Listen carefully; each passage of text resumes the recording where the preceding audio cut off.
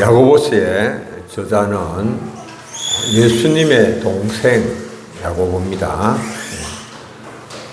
야고보서의 수신자는 흩어져 있는 12지파, 로마 제국 각 지역에 흩어져 있는 유대인 그리스도인들입니다. 야고보는 서신을 통하여서 행함이 없는 믿음은 죽은 것이고 참된 믿음이라는 것은 매일의 삶을 통해서 실천적으로 드러나야 할 것을 강조를 했습니다. 흩어져 있는 12지파 유대 그리스도인들은 로마 제국의 기독교 박해와 또 탄압으로 순환을 겪고 있었습니다. 그러나 외부로부터 오는 핍박보다도 교회를 더 힘들게 만들었던 것은 내부적인 갈등, 험담과 비방으로 비롯되는 내부적인 갈등이었습니다. 오늘날의 교회도 외부의 핍박보다도 내부의 비방과 다툼으로 종종 더 큰 위험에 빠지곤 합니다. 우리는 정말 이렇게 많은 말이 난무하는 그런 시대에 살고 있습니다. 하나님은 오늘 우리에게 말 잘하는 법이 아니라 잘 듣는 법을 강조를 하십니다. 야고보 선생은 본문에 앞서서 18절에서 하나님께서 진리의 말씀으로 우리를 낳으셨다고 했습니다. 그리고 이어지는 오늘 본문 19절에서 21절에서 진리의 말씀으로 태어난 자가 어떻게 진리의 말씀에 대하여서 반응을 해야 되는지, 진리의 말씀을 경청을 하고 수용해야 하는지를 설명을 합니다. 우리는 말씀으로 태어났을 뿐만 아니라 말씀을 계속해서 취함으로 인하여서 영적으로 성장하고 성숙해질 수가 있습니다. 하나님의 말씀으로 거듭났음에도 불구하고 성장하지 못하는 것은 마음이 둔하여서 하나님의 말씀을 경청하고 취하지 못하기 때문에 그렇습니다. 말씀을 깨닫고 취할 때 말씀의 능력으로 삶이 변화되는 놀라운 그런 기적을 경험하게 되는 겁니다. 삶의 변화와 열매를 원한다면 하나님의 말씀을 들을 때에 먼저 내 안에 있는 모든 더러운 것과 넘치는 악을 제거를 해야 됩니다. 자기 부인이 먼저 이루어져야 한다는 말씀이죠. 생명의 양식을 얻고 말씀이 내 삶을 조각하고 세워가도록 하기 위해서는 자신을 부인을 하고 주여 말씀하옵소서 종이 듣겠나이다 라고 하는 그런 경청의 자세를 가져야 되는 것이죠. 주의 말씀에 귀를 기울이는 것은 내 안에 심긴 생명을 깨우는 것입니다. 영혼의 생존을 위한 바른 경청의 자세, 오늘 본문은 첫째로 준비된 경청이다 이렇게 말씀합니다. 준비된 마음으로 들어야 된다라고 하는 것입니다. 오늘 21절입니다. 모든 더러운 것과 넘치는 악을 내버리고 너희 영혼을 능히 구원할 바 마음에 심어진 말씀을 온유함으로 받으라고 말씀하고 있습니다. 말씀을 듣기 전에 내 안에 악독과 선입견을 제거하는 회개의 과정이 필요하다라고 하는 겁니다. 경청의 전제 조건은 우리 안에 있는 더러운 것, 이건 넘치는 악을 내버리는 것입니다. 마음의 부패와 악을 제거를 해야 됩니다.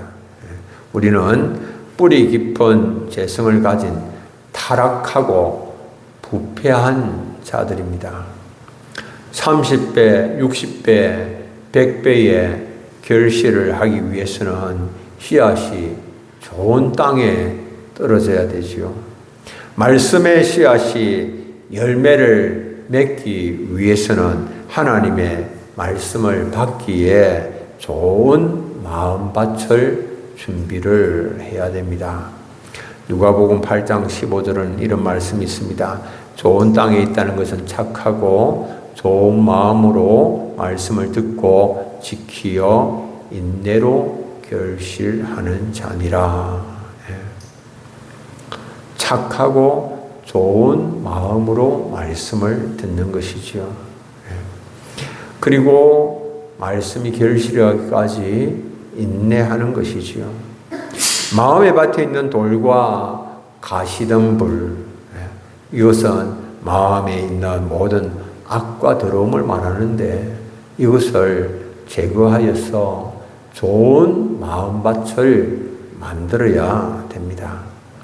경청을 방해하는 가장 큰 장애물은 자기 중심적인 분노입니다. 화내는 거죠. 사람들은 자신의 분노를 의분으로 정당화합니다. 실상은 의분이 아닌데 의분이다라고 그렇게 주장을 하는 거지요. 실상은 마음의 악과 더러움, 부패함에서 흘러나오는 것이죠. 오늘 20절은 이렇게 말씀합니다. 사람이 썩내는 것이 하나님의 의를 이루지 못한다. 하나님의 의를 이루지 못하는 분내는 것이요 화내는 것인데 이것이 의분이 될 수가 없는 것이죠. 칼빈이 이 구절을 주의하면서 이렇게 말합니다. 인간의 격정은 하나님의 공의를 가리고 말씀을 왜곡한다. 격정, 분노 이런 것들은 하나님의 공의를 가리고 말씀을 왜곡한다고 경고를 합니다. 회개는 마음밭을 정화하는 작업입니다. 마음의 잡초를 뽑는 회개는 우리가 해야 하는 일입니다. 회개는 성령께서 일하실 자리를 마련하는 일입니다. 회개로 죄씻음 받고 깨끗한 마음으로 경청하며 하나님의 인도하심을 누리는 그런 삶이 되기를 축복합니다. 두 번째로는 절제된 경청입니다. 내 감정과 주장을 앞세우지 않고 하나님 앞에 잠잠히 서는 법을 배워야 됩니다. 하나님 앞에서 자기 감정을 드러내고 자기 주의 주장을 드러내는 것이 아니고, 그래서 오늘 그런 것들을 다 좀 절제를 해야 된다 말씀을 합니다. 19절에서 20절 내 사랑하는 형제들아 너희가 알지니 사람마다 듣기는 속히 하고 말하기는 더디하며 썩내기도 더디하라. 사람이 썩내는 것이 하나님의 의를 이루지 못함이라. 듣기는 속히 하라 이렇게 말씀하죠. 이때 듣기는 그냥 소리를 듣는 단순한 듣기가 아닙니다. 배우려고 하는 그런 자세와 순종하려는 의지를 가진 듣기를 말합니다. 주님 무엇을 말씀하시면 제가 배우겠습니다.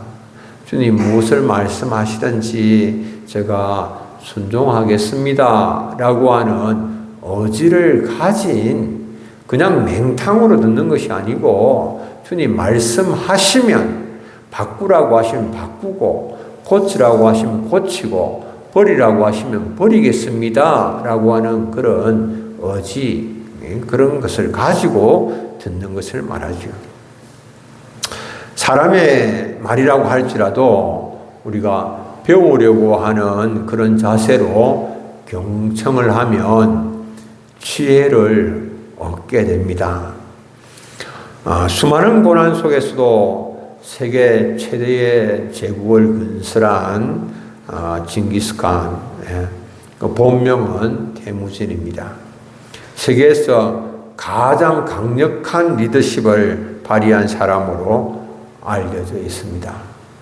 부족장이었던 아버지가 다른 부족에 의해서 독살되었을 때에 그의 나이 9살이었는데 자신의 부족으로부터 버림을 받았습니다.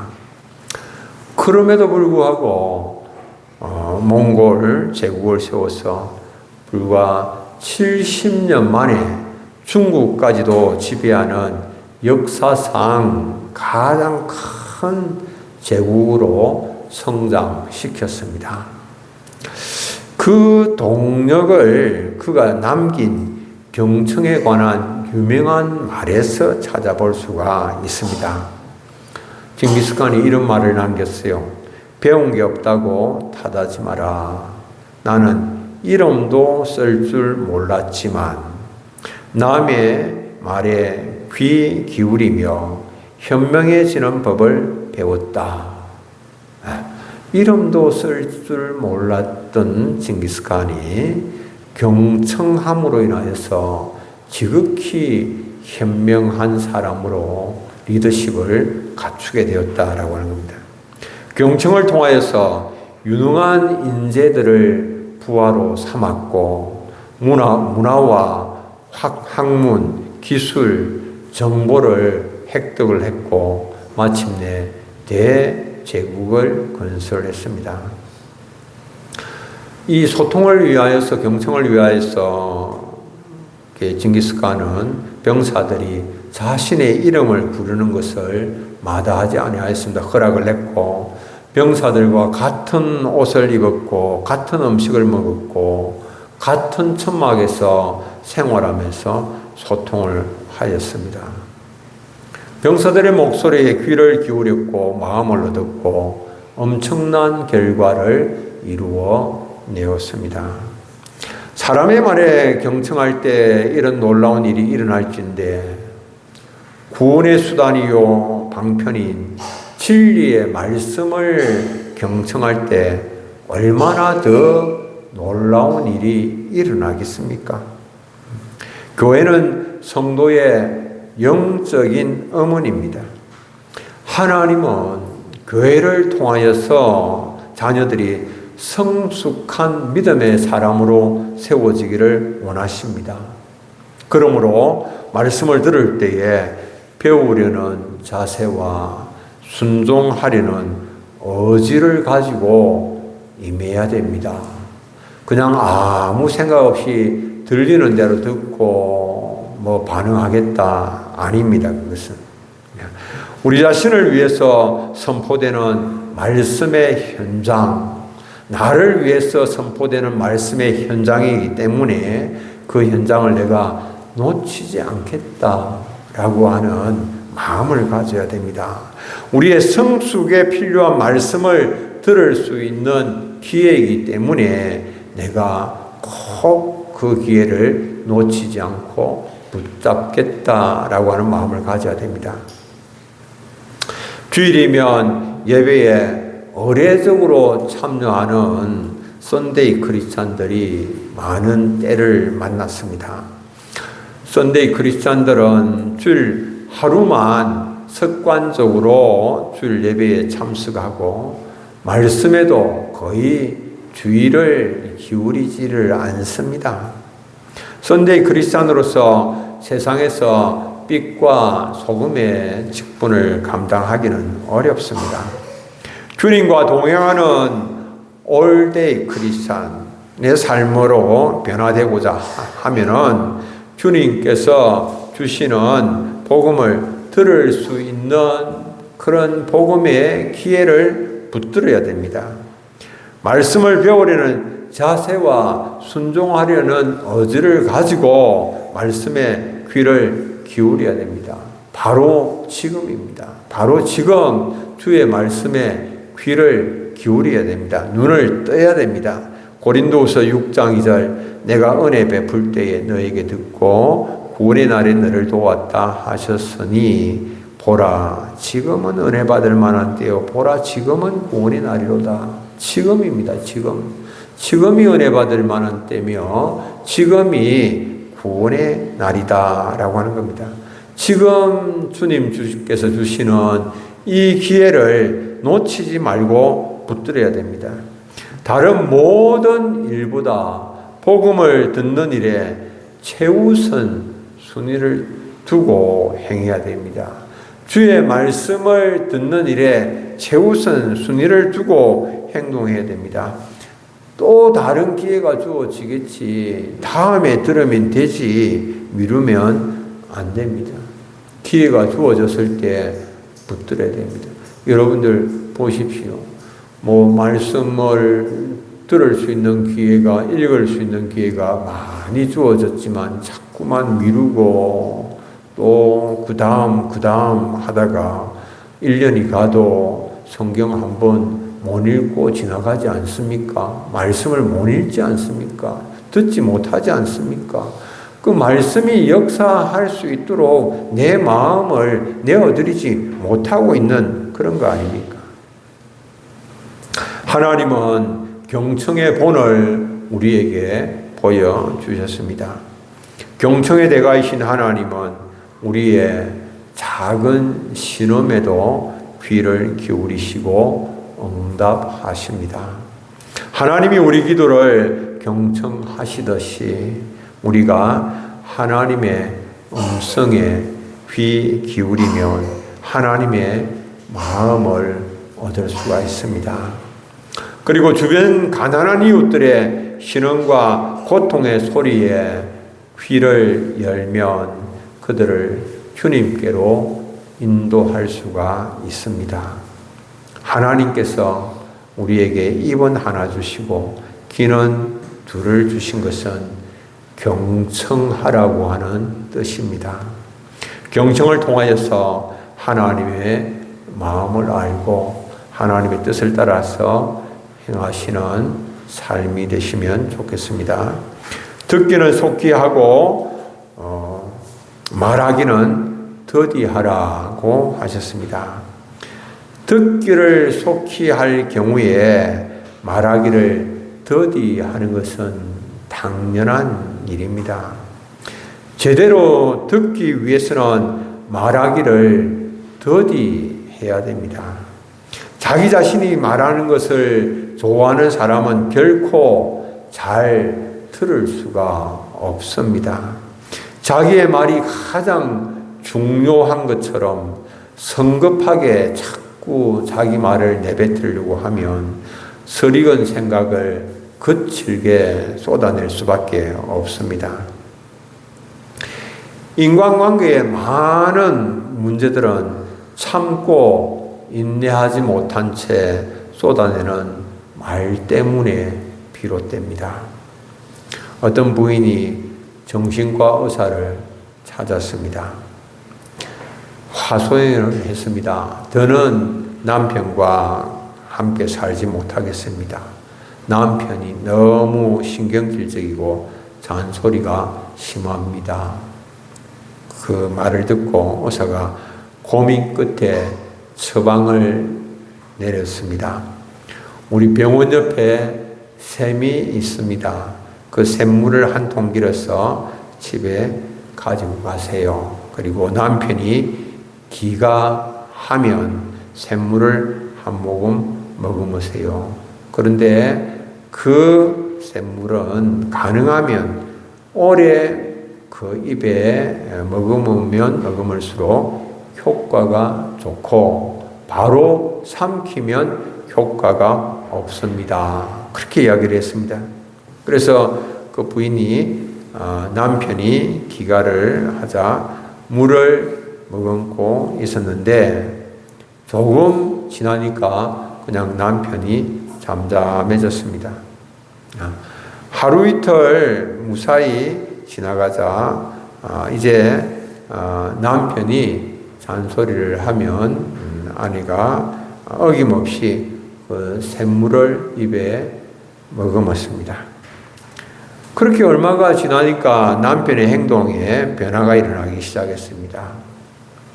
신경질이 줄고 아내를 함부로 대하던 행동도 완전히 달라졌습니다. 아내가 의사를 찾아가서 감사하다고 인사를 합니다. 너무 감사합니다. 그 샘물이 너무 좋더군요. 남편이 완전히 달라졌습니다. 그 의사가 웃으면서 말합니다. 남편이 변한 것은 그 물 때문이 아니고 당신의 침묵 때문입니다. 침묵 덕분입니다. 그랬습니다. 잠언에 이런 말씀이 있습니다. 잠언 10장 19절에 말이 많으면 허물을 면하기 어려우나 그 입술을 제어하는 자는 지혜가 있느니라.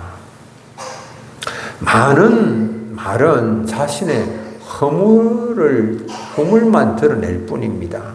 그러나 신중하게 말을 하면 자신의 지혜를 드러내게 되는 겁니다. 썩내기도 더디하라고 말씀을 하십니다. 썩내는 순간에 이 썩내기는 이 순간적인 그런 폭발보다는 마음속에 품고 있는 지속적인 적개심이나 분노를 뜻합니다. 말씀이 선포될 때에 자신의 죄악이, 죄성이, 자신의 허물이 지적되면 사람들은 본능적으로 성을 냅니다. 분노합니다. 자신을 방어하기 위해서 화를 내는 거죠.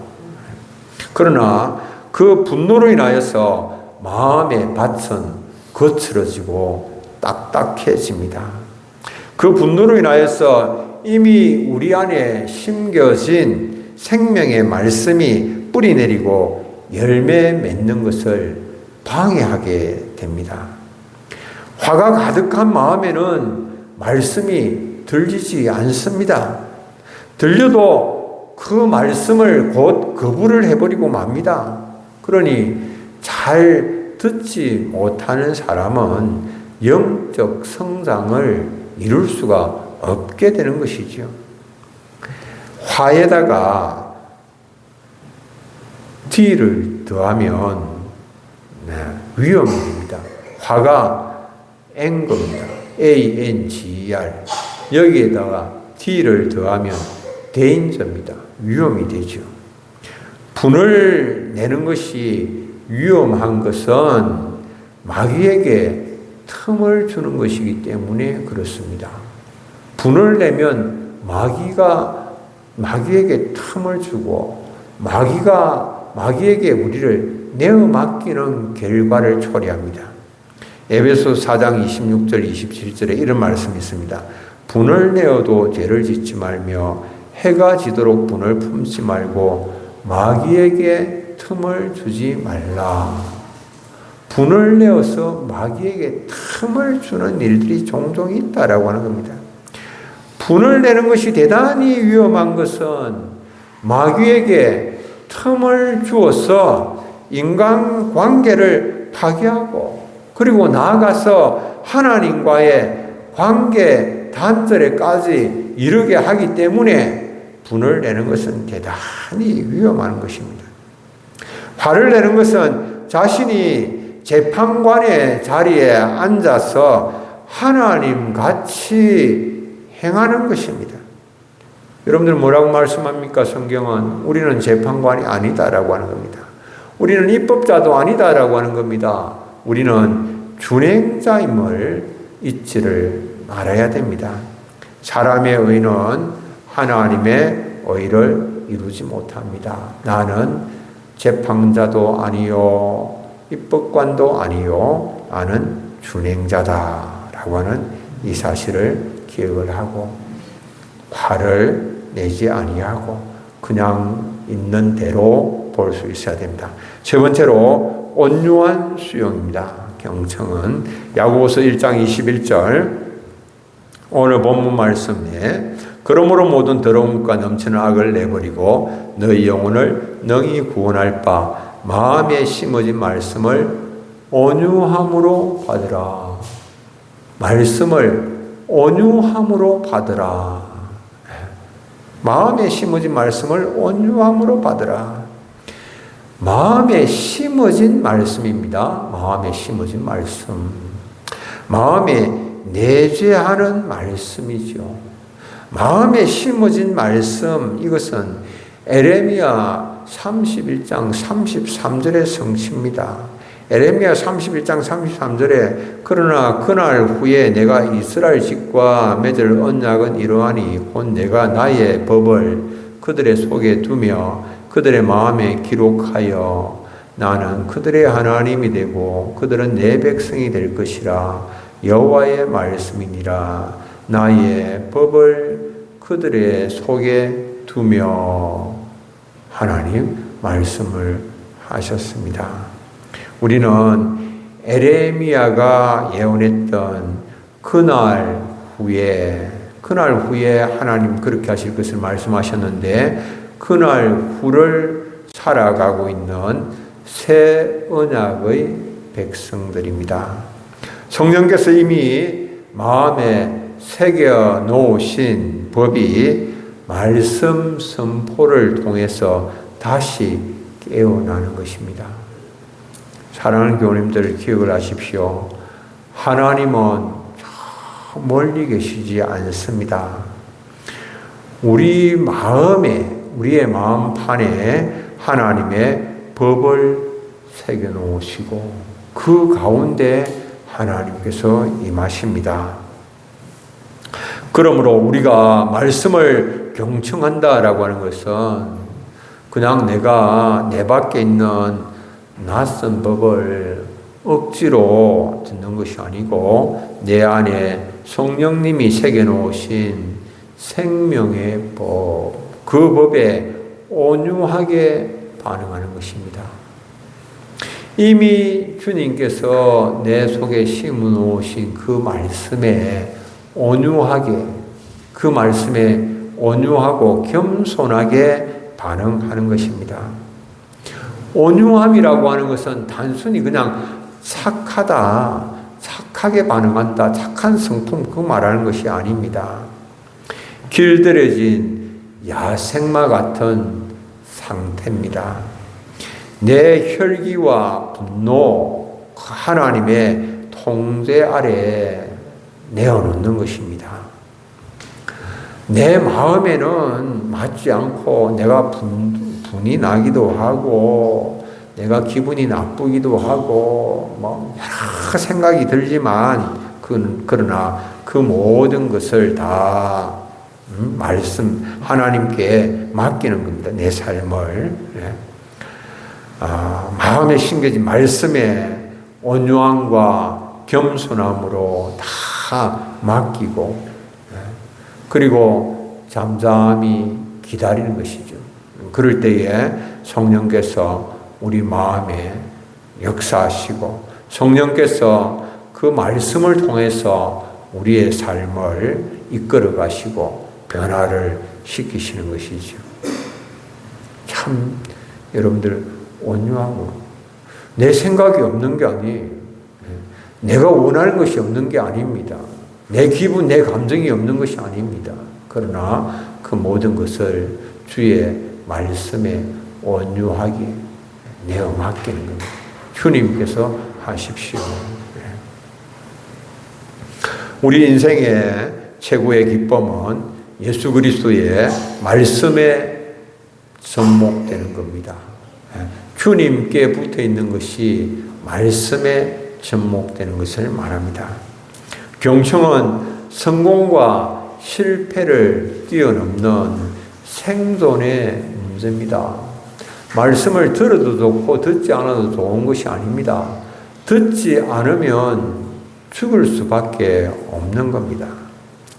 말을 줄이면 세상이 조용해지고 마음을 낮추면 하나님의 음성이 들립니다.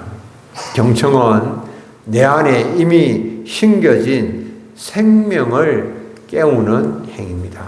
온유함으로 말씀을 받아들여서 풍성한 생명의 축복을 누리시는 우리 사랑하는 성도님들 다 되시기를 바랍니다.